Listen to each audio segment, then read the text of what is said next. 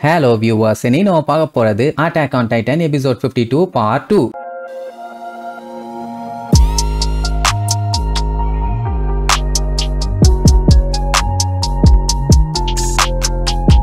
Open பண்ணா போன பாட்டுல அந்த பெர்டோல்ட் இருக்கிற பேனரை தூக்கி அந்த பீஸ்ட் டைட்டன் எரிஞ்சது இல்ல, அதை பார்த்துட்டு எர்வின் பயங்கரமா காண்டாவாரு. ஏன்னா இவங்க போட்ட பிளான திடீர்னு கெடுத்து விடுற மாதிரி அவன் வந்துட்டு இருக்கானே. நம்மளுக்கு பாத்தீங்கன்னா ஆர்மர்டு டைட்டன் இருந்து அடிச்சு புடிச்சு எஸ்கேப் ஆகி ஓடுவாங்க. ஏன்னா அவன் பாம தூக்கி போட்டிருந்தானா கூட அந்த அளவுக்கு பெருசா எஃபெக்ட் இருந்திருக்காது. அவன் தூக்கி போட்டிருக்கிறது கொலோசல் டைட்டன், அதுதான் இன்னும் பயமா இருக்கும். ஓடும் போதே அர்மீன் எல்லாம் பீதியில தான் ஓடுவான். ஏன்னா அவங்க இன்னும் ரொம்ப தூரத்துக்கு தள்ளி போகணும், ஆனா டிஸ்டன்ஸ் பத்தல. எதுக்கு இவ்வளவு பயப்படுறாங்கன்னா, லாஸ்ட் டைம் நம்ம எரன் வந்து ரெய்னரை கம்ப்ளீட்டா லாக் பண்ணிட்டான். இன்னும் கொஞ்ச நேரம் அவனை லாக் பண்ணி புடிச்சிருந்தான்னா அவ்வளவுதான், அவனை கூண்டோட தூக்கிட்டு போயிருப்பாங்க ஆனிய புடிச்ச மாதிரி. ஆனா அந்த டைம் வால்ல இருந்து கொலோசல் டைட்டன் அப்படியே மேல வந்து விழுந்து பாத்தீங்களா, அந்த டைம் ஆன பிளாஸ்ட்ல சுத்தி இருந்த மரம் அது இதுன்னு எல்லாமே கருகி போயிருச்சு. சோ அதே மாதிரி டைட்டனா மாதிரி இப்ப வந்து விழுந்தான்னா இவங்க எல்லாருமே செத்துருவாங்க. அதான் பயந்து அடிச்சு ஓடுவாங்க. அவனுமே ரைட்டு நம்ம பக்கத்துல வந்தாச்சு, இப்ப டைட்டானா மாதிரி பிளாஸ்ட் பண்ணோம்னா அத்தனை பேரும் செத்து போயிருவாங்க அப்படின்ட்டு கையை கடிக்க வருவான். அந்த டைம் ரெய்னரோட நிலைமையை பார்த்துட்டு அப்படியே உறைஞ்சு போயிருவான். அதனால டைட்டனா மாறாம அந்த பேரலை ஓபன் பண்ணிட்டு ரெய்னருன்னு கத்திக்கிட்டே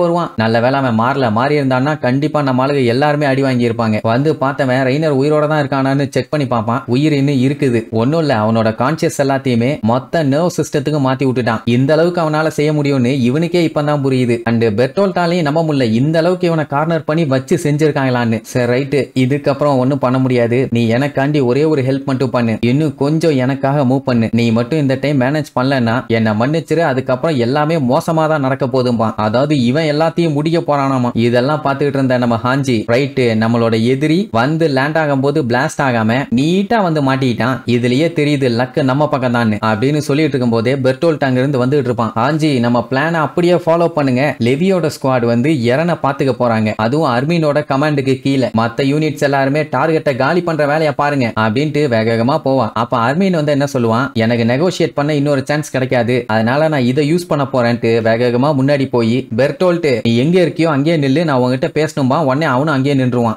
எரனுக்கு ஒன்னும் புரியல, இவன் எதுக்கு இந்த வேலையை பண்ணிட்டு இருக்கான்னு. அர்மீனும் ரொம்ப நீட்டா எதுக்காக இந்த தேவையில்லாத சண்டை உயிரிழப்பெல்லாம் நம்ம உட்கார்ந்து பேசலாம், அப்பதான் இது ஒரு முடிவுக்கு வரும், இல்லன்னா சண்டை போய்கிட்டே தான் இருக்கும்பா. அவன் நான் பேசுறதுக்கு தயாரு, ஆனா நான் பேசினதுக்கு அப்புறம் நீ சாகறதுக்கு தயாரான்னு கேட்பான். அர்மீனுக்கு தூக்கி வாரி போடும், என்ன ஓப்பனா எல்லாத்தையும் சாக சொல்றான்னு. அவனுக்கு தேவை ரெண்டே ரெண்டு விஷயம் தான். ஒன்னு, எரனை இவங்க கேப்சர் பண்ணணும், அதுக்கப்புறம் வால்ஸுக்கு உள்ள வாழ்ந்துட்டு இருக்காங்களே ஹியூமன்ஸ், அவங்க எல்லாத்தையுமே கொல்லணும். இததான் ரியாலிட்டி. அர்மீன் டெசிஷனை எப்பவோ எடுத்தாச்சு, சோ இத கண்டிப்பா நாங்க பண்ணியே தீர்வோம். பானா டெசிஷனா, இப்படி ஒரு முடிவு எடுத்ததை யாருன்னு கேட்டா நான் தாண்டா எடுத்தேன். உங்க எல்லாரோட உயிரும் இங்க இந்த இடத்திலேயே போகணும், அப்பதான் எல்லாமே சரியா வரும். பானா அது அர்மீனுக்கு செமையா கடுப்பாவும். அவன் வீம்புக்குன்னு பேசிட்டான்ல, உடனே அர்மீன் அவனை வெறுப்பேத்தணும்னு நானும் உங்ககிட்ட பேசி ஆனிய கதற விடாம தடுக்கலான்னு பார்த்தேன். ஆனா நீ பேசின வேலைக்கு டெஃபினட்டா அவளை வச்சு செய்ய போறாங்க. கதர்னு கதற போறா. அவளை காப்பாத்தணும்னா உன்னால மட்டும்தான் கண்ணா முடியும். ஆனா நீ பேசினதெல்லாம் அவங்க கேட்டாங்கன்னு வையேன், அதுக்கப்புறம் அவளை துண்டு துண்டா வெட்டி பண்ணிக்கு போட்டுருவாங்க.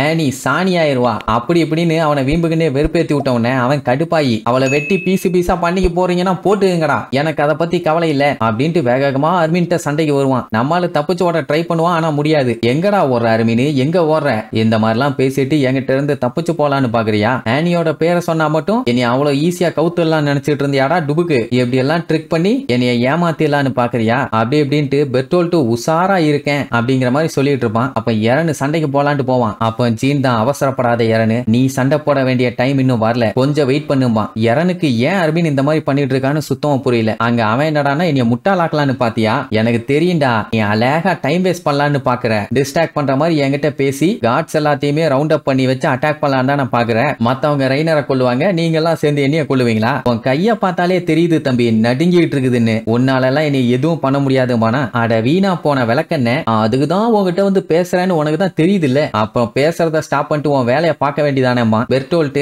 அவன் எப்படி இருக்கான்னு தெரிஞ்சுக்கிறதுக்காக தான் இவ்வளவு நேரம் கொஞ்சம் பொறுமையா இருந்திருக்கான். இதுக்கு முன்னாடி நம்ம எரனை தூக்கிட்டு போனாங்கல்ல, அந்த டைம் பாத்தீங்கன்னா ரவுண்டு கட்டி எல்லாரும் அவனை அட்டாக் பண்ண ட்ரை பண்ணிருப்பாங்க. அது மட்டும் இல்லாம பச்சையா திட்டி இருப்பாங்க, இவ்வளவு கேவலமா நடந்துகிட்டே அப்படி இப்படின்னு. அப்ப அவன் ரொம்ப உடஞ்சு போய் எமோஷனல் ஆகி பயங்கரமா கத்தி கதறி புலம்பி இருப்பான்னு வைங்களேன். அந்த மாதிரி மறுபடியும் உங்ககிட்ட நான் கெஞ்ச மாட்டேன், மாட்டேன். சொல்ல போனா இப்ப நான் நல்லாவே இருக்கேன். நீ என்ன சென்டிமெண்ட் டாக் போட்டாலும் என்கிட்ட வேலைக்கு ஆகாது. உங்க எல்லாத்தையுமே நான் என் ஃப்ரெண்டா தான் நினைச்சேன். அதனால உங்களை ஒருத்தர் விடாம நான் எல்லாத்தையுமே கொல்ல போறேன் அப்படின்னு உடனே அர்மினுக்கு ரொம்ப கவலையாயிரும். எதுக்குடா எங்களை எல்லாம் பார்த்தா என்ன டீமன்ஸ் மாதிரி இருக்கா உனக்கு அப்படின்னு கேட்டா, இல்ல நீங்க எதுவுமே தப்பு பண்ணல, நீங்க டீமன்ஸும் இல்ல, ஆனாலுமே நீங்க சாகணும், அதை மட்டும் தான் என்னால சொல்ல முடியும்னு சொல்லிட்டு இருக்கும் போதே மிகாசா சும்மா மின்னல் வேகத்துல பின்னாடி கத்தி எடுத்துக்கிட்டு வருவான். அவ்வளவுதான் சோலி முடிஞ்சுன்னு பார்த்தா கரெக்டா திரும்பி தடுத்துருவான். உஷாராயிட்டான். ஆனாலுமே மிகாசா கூட நின்னு சண்டை போட முடியல, காதை வெட்டிட்டு விட்டுருவான். அதுக்கப்புறம் அவளை மிதிச்சு கீழே தள்ளி விட்டுட்டு அர்மினை கொல்றதுக்கு போவானா, அவ விடாம சரக்கு சரக்கு சரக்குன்னு திருப்பி வந்தவொடனே அவனுக்கு வேற வழி இல்லாம அங்க இருந்து ஓடிடுவான். அர்மின் ஃபாலோ பண்ணிட்டு போக பார்ப்பான். அதெல்லாம் ஒண்ணு வேண்டாம், அவனை ஃபாலோ பண்ணாத, எப்ப வேணாலும் அவன் டிரான்ஸ்ஃபார்ம் ஆவான். அதனால அவன்கிட்ட இருந்து டிஸ்டன்ஸ் விட்டு இருக்கிறது மட்டும் தான் நமக்கு நல்லது. ஏன்னா அவன் டிரான்ஸ்ஃபார்ம் ஆகிறான்னு ஏதாச்சும் பிளாஸ்ட் ஆச்சுன்னு வைங்க, அவ்வளவுதான் சிக்கி சின்னாபினமாயிருவாங்க. ஆனா அவனை பார்க்கும்போது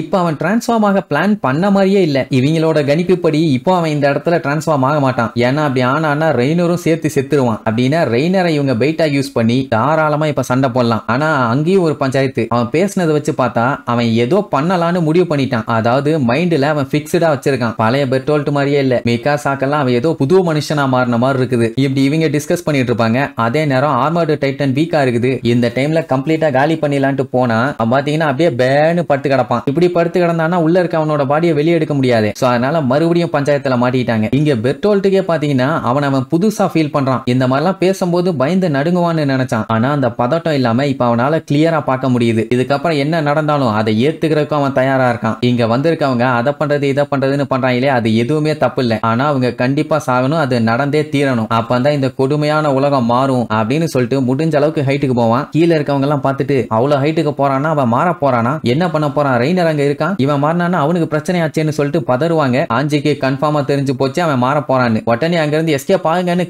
கத்துவான். உடனே அவனும் அவ்வளவு ஹைட்டுக்கு போயிட்டு டிரான்ஸ்ஃபார்ம் ஆவான் பாருங்க. அந்த இடத்துல பயங்கரமான பிளாஸ்ட். அங்க இருக்க சோல்ஜர்ஸ் எல்லாம் அடிச்சு பிச்சுக்கிட்டு திரிப்பாங்க. ஏதோ நியூக்ளியர் பாம்பை தூக்கி போட்ட மாதிரி பிளாஸ்ட் ஆகும். வந்து பார்க்கும்போது நம்ம ஆளுகளுக்கு எதுவும் ஆகல. ஆனா ஹாஞ்சியோட ஸ்குவாட் கம்ப்ளீட்டா காலி. ஏன்னா பெர்டோல்ட் மாறும்போது அவன் பக்கத்துல இருந்திருக்கானுங்க. அப்ப அந்த கொலோசல் டைட்டனை காட்டுவாங்க. முட்டி போட்டிருக்கும் போதே அந்த செவுத்துக்கு மேல ஹைட்டா இருப்பான். இப்ப என்னன்னா இவங்க மட்டும்தான் சர்வைவ் ஆயிருக்காங்க. அவனை எப்படியாச்சும் காலி பண்ணணும். என்ன பண்றதுன்னு தெரியல. அவன் பாத்தீங்கன்னா கையில சிக்கின வீடுங்க அதுங்கன்னு அடிச்சு நொறுக்குவான். அதாவது தூக்கி தூக்கி வீசுவான். அவன் பக்கத்துல இப்ப நின்றுட்டு இருந்தோம்னா அவன் வீசுற கல் இவங்க மேல அடிச்சே செத்து போயிருவாங்க. அதனால என்ன பண்ணலாம் ஏது பண்ணலாம்னு அர்மின்ட்ட கேட்டா அவன் பதறிட்டு இருப்பானா, மிகாசா தான், நீ ஒன்னும் கவலைப்படாத, எல்லாரும் உன்னோட ஆர்டர்ஸ் காண்டி தான் வெயிட் பண்ணிட்டு இருக்கோம், தைரியமா முடிவெடு அப்படிங்கும்போது நம்ம பேசாம பின்வாங்கி கமாண்டரை மீட் பண்ணி அடுத்து அவர் என்ன ஆர்டர் கொடுக்குறாரோ அதை நம்ம ஃபாலோ பண்ணுவோம். அதுக்கப்புறம் வேணா கொலோசல் டைட்டன் வந்து சண்டைக்கு வருவோம் அப்படின்னு இவன் சொன்ன உடனே ஜீன் இருந்துட்டு, என்னடா அர்மின் பேசிட்டு இருக்க, இப்ப பெர்டோல்ட் செவுத்த நோக்கி தான் போயிட்டு இருக்கான், அவன் மட்டும் இன்னர் கேட்டு கிட்ட போயிட்டான்னு வை, அதுக்கப்புறம் கையில கிடைக்கிறதெல்லாம் தூக்கி போட்டு அங்க இருக்கிற குதிரைங்க